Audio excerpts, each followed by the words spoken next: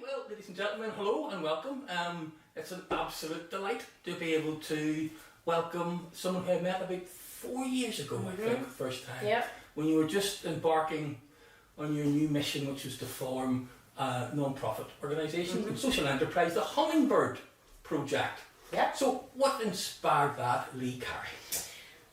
Well, I had been working in the kind of mental health sector, the not-for-profit sector, for a number of years, and I kept thinking that that the kind of one-to-one, getting to know a person and their circumstances seemed to produce a better result.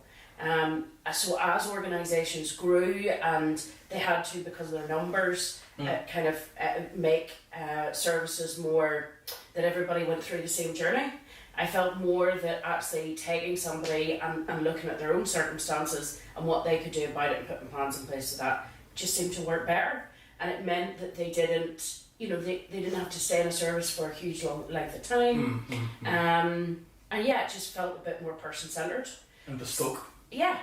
And the other thing that I had been involved in for a good few years was the kind of concept of recovery that had come in the mental health sphere, both in medical and not-for-profit, looking at the idea of lived experience and how important that was in somebody's journey. So what is lived experience? So lived experience from a mental health perspective means that it is the experience that you've had in dealing with a mental health issue. Okay. I mean, you could talk about lived experience of being a student, or being lived experience of being a factory worker. Yeah. So if you think about it in terms of the way I always describe it is, if you were going on a journey that you'd never been on before, that you weren't sure what you were doing, you can get the factual information about it, and that will probably get you where you want to go. But actually, if you know somebody who's done it, who's been on the journey, I see. Then that can be much more helpful, because they can tell you about the things that the factual stuff doesn't tell you, like, actually there's a quicker way to go here, that can be roadworks on that road, or and so having a lived experience element of helping somebody to work out what the best journey is for them had to have some purpose. And we'd seen it in kind of peer support groups before, whenever people came around, but for me there was an element of using it as a kind of professional therapeutic tool. Adds a bit of credibility too, if you're talking from experience. Totally. I mean, all the people that I had worked with over the years as service users, there was this common theme of, when they were seeing practitioners or medical professionals, they don't get it. Okay. It's easy for that. It's easy for them to say. They don't understand. They don't know what it's like. And actually to say, well, could I make an organisation that had that lived experience built in? Okay. And I think then I had suffered a trauma myself. A couple of years before I embarked on this, that again allowed me to bring that lived experience to the table for the clients that we were going to serve.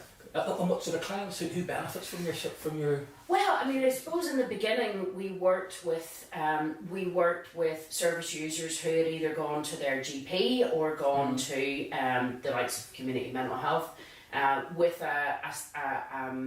symptoms or a diagnosis of a mental health condition. But again, we started to think about, well, actually, if these kind of skills and knowledge about who you are and what keeps you happy and what triggers you, what the difficulties are, actually, can we pull this back to saying these are skills that people can learn when they're well, to keep them well.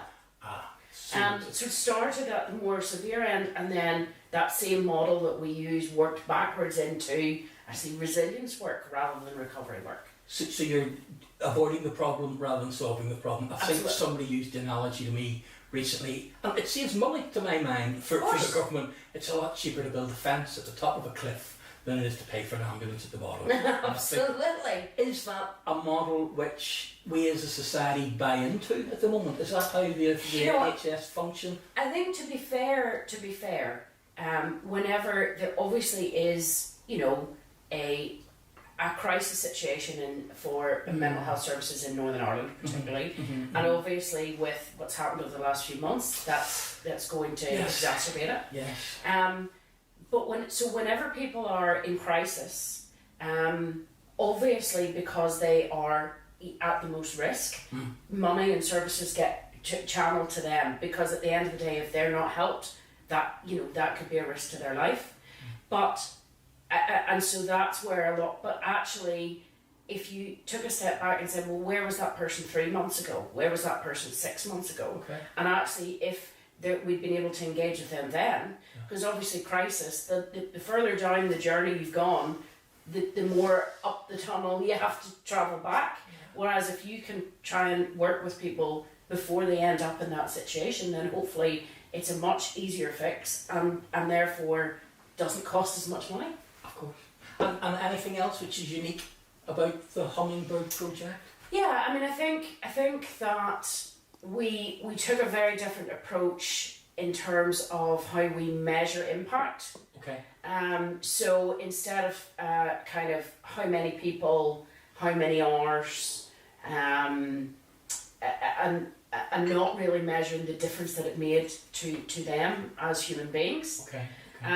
But so actually we decided, rather than say, we had this many people through our service, but actually what was the point of that? What difference did it make? Okay. And if it didn't make a difference, then we said, well, if we don't have the scope or the funding or whatever to make a difference, then let's not do something that isn't much good.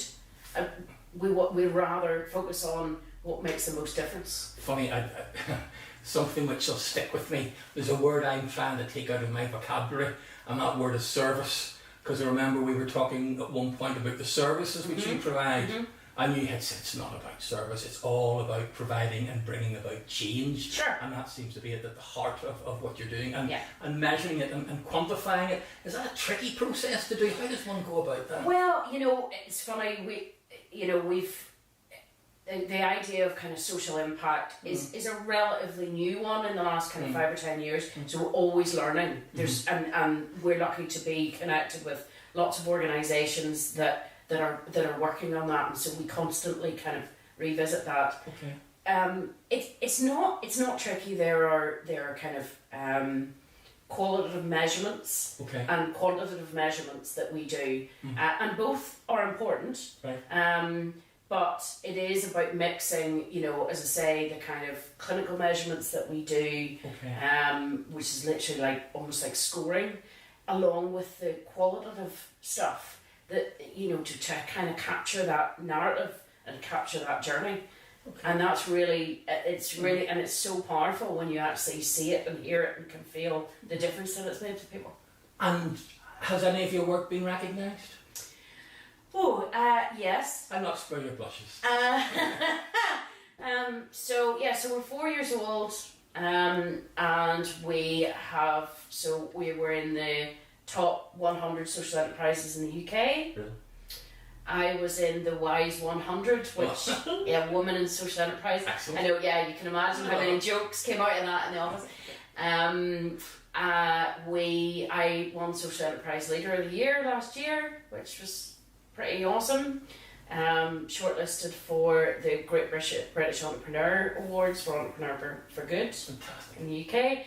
And I say now we're going through a process with Queen's University, almost finished, to kind of review what we do, how we do it, how the lived experience builds into that, and what impact it makes. So fingers crossed. We've seen the kind of first draft of that, and that looks really good. So wow, that's exciting times ahead. Yeah. And why did you decide on the model of a social enterprise rather than a charity or even a company? Yeah, and this is quite controversial, and it's not to disparage. But there's so many amazing charities out there. But I think we wanted, again, thinking about that kind of accountability. The way we wanted to do it was to say, if we're doing work, we want to be able to say, we're going to do it this way with this number of people, this is what we're going to do, this is what outcomes are going to be, and this is the difference that it made. Okay. it made more sense to me, rather than kind of focusing on the kind of donation and fundraising side of things. Okay. I wanted to be able to say, well, we work for this. It's absolutely accountable and measurable. And in lots of people, it's still quite controversial. Okay. But again, we wanted to be able to not just work with those who were in crisis, which is where charitable funds go to, quite rightly. We also wanted to look at this kind of resilience piece, so we were able to work with the corporate market and pay for services, just to be able to be more sustainable, not having to rely on the goodness of others to keep us. So be able to have services that are paid for as well. And I suppose if you enter corporate markets to help organisations such as that, you're probably not going to get much funding for it. No. So that's a paid for service. Yeah. Could you maybe expand a little bit on what you can offer to companies? Sure. So it's absolutely right and proper, because the well-being of staff. That's measurable from a financial point of view in absenteeism, presenteeism, productivity. It's absolutely right that it's something that the company itself should invest in. Okay. Because they're seeing the return. Yes. And I think again, because the kind of better understanding of mental health has only come in the last kind of 5, 10, 15 years, it means that businesses, what we're trying to do is to not just provide that service at the end, but help organisations to understand the need of their staff. What impact does mental health have on their staff? There's obviously the statistic of 1 in 4. Yes. And so that applies in any community, in any, whether it be a business or whether it be a town or so it's about working with an organisation to say how does this impact your business, and what can we do to provide services to those where they're really struggling with it. So they may be off absent, or going in that direction, but also how can we train your staff to look after themselves, to stay well, to be able to speak up. Yes. If something is uncomfortable or they're not, and then also to train their people managers to be able to have those conversations. That's a tough one to me. It's such a sensitive area. Yeah. What does one do if, let's say a business leader suspects that one of their staff is having the mental impact or the mental health impact in some way? What on earth do you do? What's the starting point of that to try and tackle it? Yeah, I mean, I think that it is very challenging for a manager, particularly in the likes of a target-driven environment. Okay. It's very hard for them to have to point out that they can see that they're not achieving that for some reason. Okay. But rather than do it through, I see you haven't achieved your targets. Yeah. It is a way of saying, you don't seem right. Okay. And it's not about, I think you're unwell or I think you're incapable. Okay. It's just about how can I help? I may not be the best person to help, but I'm here to listen and we'll figure out if I can't help, who can. Okay. So it's a question of being supportive. Absolutely. Absolutely. And not being afraid to ask. It doesn't need to be a challenge. It can just be what can I do for you? Sure. And do you have any examples of corporate partnerships which have worked very well? Sure. So I suppose one of the things that the Hummingbirds kind of become most famous for in the last couple of years is our partnership with PwC. Of course, yes. And it's an interesting partnership because it actually is. PwC took on the kind of both sides of the coin. Mm-hmm. So we deliver a community project for them. Based on working against to tackle suicide with some of the most vulnerable people, and it is funded by the fundraising power of PwC with their staff, but also we provide that support and training for their staff. And it's worked so well because, I say, the staff can really see that PwC care about this. Yes. And support the community. And then I guess staff get something back in return, as in enriching their culture and helping with team spirit, so it's a win-win all round. Yeah, absolutely. It's you know, unfortunately, you know, because if you have a difficult working environment, if it's high pressure and high, you know, sometimes the kind of wellbeing interventions can be seen a bit like they're just doing this to tick a box, and you know they don't really want to know. Yes, but I suppose the work that PwC with us have done with us outside of the organisation has shown the staff they actually really do. Mm. So it's kind of, they're coming with you, it's a bit of a movement rather than paying lip service to it. And at the moment, are you out there beating the drum and proactively encouraging corporate organisations and other employers to help? Yeah, I mean, I think again in the last few months, there is a real. We've seen lots of kind of surveys in the news. I have several kind of memberships like Federation of Small Businesses. There's a real recognition that the last few months is going to have a real impact on staff. Yeah. Now, you know, the difficulty that we have is at the moment that it's quite early days coming back out of lockdown, and businesses have, you know, just they have to think about, can they keep their doors open? Yeah. How do they resume normal service? Yeah. So I suppose my job really is to listen, to say, to be able to hear some of the struggles that they're having, and just always be there to kind of collaborate with them and say, what can we do to help? Because it has been really strange. Some people have enjoyed being at home more, some people have been very isolated, and then, you know, people's kind of financial, liquidity has been, but there's all kinds of things. So I suppose, say, rather than kind of pushing it down people's throats, it's been kind of, look, we're here to help you figure this out, because we're figuring it out too. And that's always the way any organisation that we work for, rather than saying we have this product, this service, take it or leave it, we try and to just kind of understand what the issues are. Can we help? Maybe we don't need to. Maybe it's all sorted. But really kind of get to know the organisation and where their kind of pain is and where their budget is and what we can do to do the best job for them to have the best result. It's been trailblazing stuff, and it's been a pleasure to see your journey. I remember you were frightened when I met you about 4.5 years ago, and wondering where is this going to go, but you have come on such a tremendous way. What do you see the next 5 years like?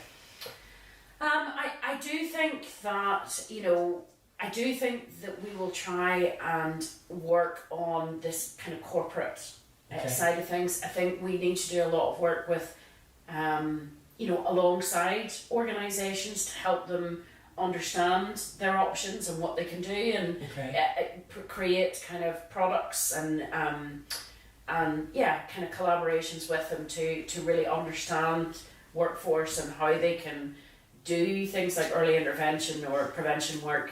I see that we'll always stay at the coalface with those who are most vulnerable. That will always be, because that's, it's such a powerful thing that kind of gets us up in the morning. Yeah. So I who knows? We kind of at the end of last year we kind of looked at, right, we are going to have a second office, and we're going to, we talked about kind of creating kind of centre of excellence for us. Okay. COVID, the kind of geographical boundaries have shifted a bit, in the sense that our reach could be more on a digital way. Who knows? But we're just kind of going, well, again, if we just keep our ears to the ground, keep listening to what's happening with people and what people need, that's going to be what guides us, rather than kind of having a fixed idea of this is where we're going and that's it.